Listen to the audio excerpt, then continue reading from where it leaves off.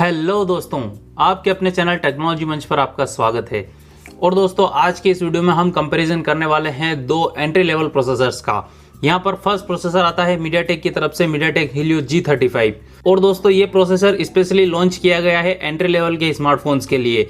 और दोस्तों, यहाँ पर क्वालकॉम की तरफ से पहले से ही एंट्री लेवल स्मार्टफोन्स के लिए एक प्रोसेसर आता है जो है क्वालकॉम स्नैपड्रैगन 439।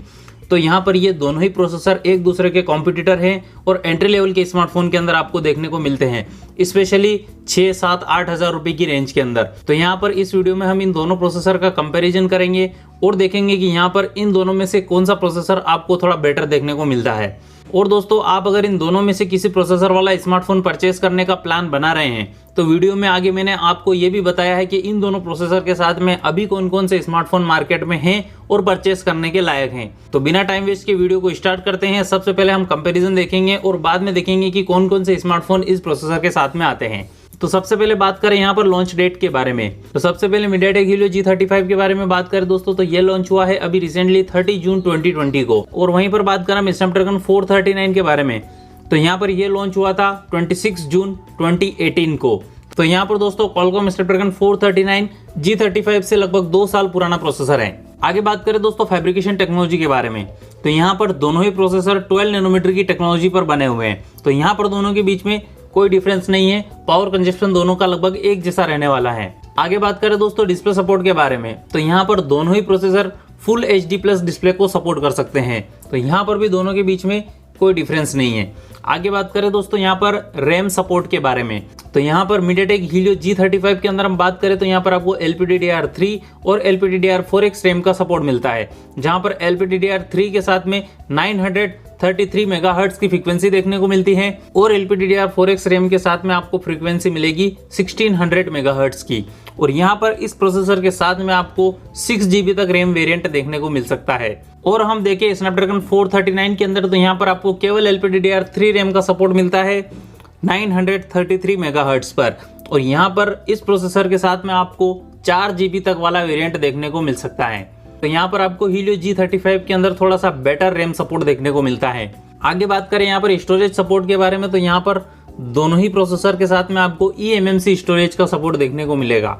नेक्स्ट बात करते हैं कनेक्टिविटी मॉडेम्स के बारे में, तो यहाँ पर दोस्तों सबसे पहले बात करें हम हीलियो G35 के अंदर, तो आपको यहाँ पर 4G LTE मॉडेम देखने को मिलता है, जहाँ पर डाउनलिंक के लिए कैटेगरी 7 मॉडेम यूज किया गया है और अपलिंक के लिए कैटेगरी 13 मॉडेम यूज किया गया है। और यहाँ पर आपको पीक डाउनलोड स्पीड मिलेगी 300 Mbps तक की और पीक अपलोड स्पीड मिलेगी 150 Mbps तक की। और वहीं पर हम बात करें स्नैपड्रैगन 439 के अंदर, यहाँ पर डाउनलिंक के लिए कैटेगरी 4 मॉडेम का यूज किया है और अपलिंक के लिए कैटेगरी 5 मॉडेम का यूज किया गया है।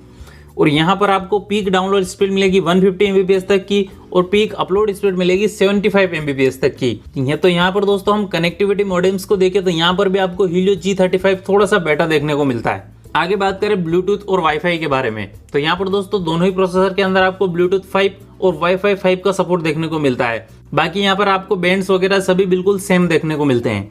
आगे बात करें दोस्तों यहाँ पर वीडियो सपोर्ट की, तो यहाँ पर वीडियो सपोर्ट में भी दोनों प्रोसेसर बिल्कुल इक्वल है। आपको दोनों ही प्रोसेसर के साथ में फुल HD वीडियो का सपोर्ट देखने को मिलेगा 30 फ्रेम पर सेकंड पर। अब बात करते हैं दोस्तों कैमरा ISP के बारे में, तो यहाँ पर हीलियो G35 के अंदर आपको ड्यूअल कैमरा का सपोर्ट मिलता है 13+13 मेगापिक्सल तक 30 फ्रेम पर सेकंड पर और सिंगल कैमरा का सपोर्ट मिलता है 25 मेगापिक्सल तक 30 फ्रेम पर सेकंड पर।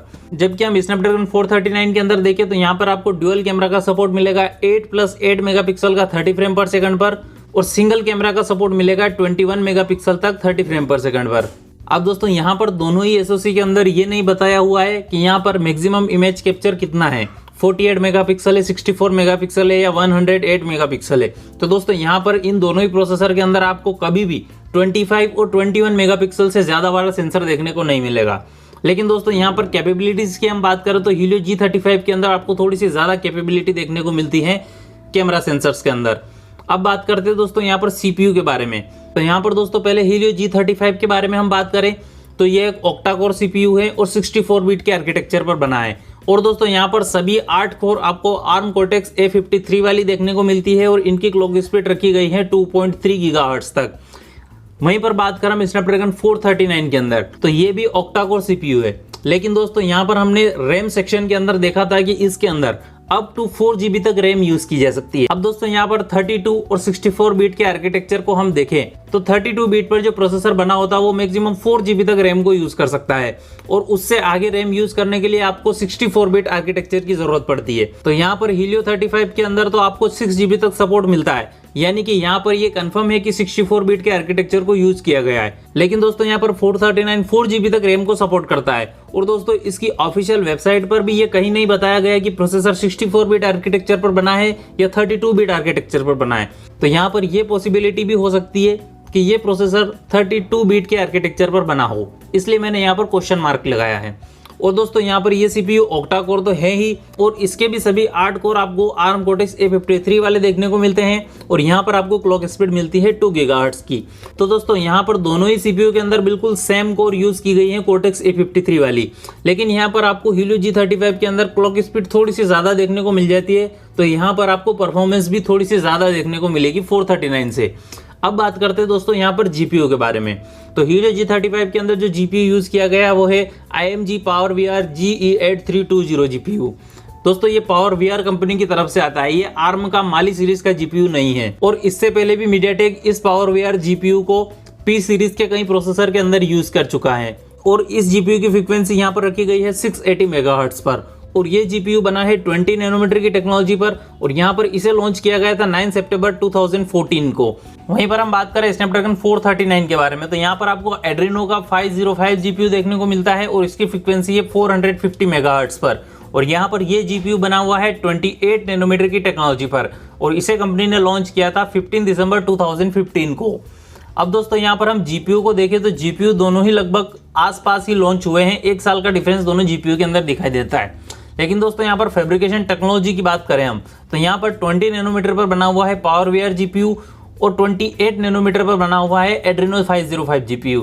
तो यहाँ पर दोस्तों परफॉर्मेंस और पावर कंजप्शन के अंदर आपका ज़्यादा बेटर GPU हो जाता है PowerVR, लेकिन दोस्तों यहाँ पर इन दोनों की परफॉर्मेंस आपको लगभग सिमिलर सी दिखाई देगी, क्योंकि दोस्तों दोनों ही एंट्री लेवल के प्रोसेसर है, और ये GPU भी इतने ज़्यादा पावरफुल नहीं है। तो दोस्तों यहाँ पर GPU के अंदर आपको थोड़ा सा डिफरेंस देखने को मिलेगा, आपको Helio G35 का GPU थोड़ा सा पावरफुल देखने को मिलेगा। अब बात करते हैं दोस्तों कंक्लूजन की, तो यहाँ पर दोस्तों CPU और GPU को हम देखें तो यहाँ पर Helio G35 थोड़ा सा बेटर निकल कर सामने आता है, और बाकी सेक्शंस को हम देखें तो वहां पर भी कहीं न कहीं थोड़ा सा Helio G35 आगे है। तो यहाँ पर ओवरऑल हम बात करें तो आपका Helio G35 इस कंपैरिजन के अंदर विनर होता है। अब बात करते हैं दोस्तों कि यहाँ पर इन दोनों प्रोसेसर के साथ में अभी कौन कौन से स्मार्टफोन मार्केट में है। तो दोस्तों पहले बात करें MediaTek Helio G35 के बारे में, तो यहाँ पर एक ही स्मार्टफोन अभी आने वाला है Realme C11। इसके अलावा अभी तक कोई न्यूज़ नहीं है कि कौन सा स्मार्टफोन इसके साथ में आने वाला है। और वहीं पर हम बात करें Qualcomm Snapdragon 439 के बारे में, तो यहाँ पर अभी कुछ स्मार्टफोन इसके साथ में आते हैं, उसकी लिस्ट मैं आपको यहाँ पे बता रहा हूँ। Redmi 8, Redmi 8A, Redmi 7A, Samsung Galaxy M01, Vivo Y11 और Nokia 4.2, ये 6 स्मार्टफोन अभी इस प्रोसेसर के साथ में मार्केट में हैं। और दोस्तों यहाँ पर सभी स्मार्टफोन अपने आप में परचेस करने लायक हैं। अगर आपका इनमें से कोई स्मार्टफोन परचेस करने का प्लान है तो आप बिल्कुल कर सकते हैं। हो सकता है आपको Vivo Y11 की प्राइसिंग थोड़ी सी ज़्यादा देखने को मिले। और दोस्तों अगर आप मेरी राय जानना चाहते हैं तो यहाँ पर मैं आपको सजेस्ट करूँगा कि आप Redmi 8 या Redmi 8A डिवाइस परचेस करें। ये दोनों काफ़ी अच्छी परफॉर्मेंस देते हैं इस प्रोसेसर के साथ में। तो दोस्तों उम्मीद है आपको वीडियो पसंद आया होगा। अगर वीडियो पसंद आया तो वीडियो को लाइक करें, शेयर करें अपने फ्रेंड्स के साथ में, और ऐसे इंटरेस्टिंग वीडियो देखने के लिए चैनल को सब्सक्राइब करें। मैं मिलता हूँ आपसे अगले वीडियो में, तब तक के लिए स्वस्थ रहें, मस्त रहें, गुड बाय।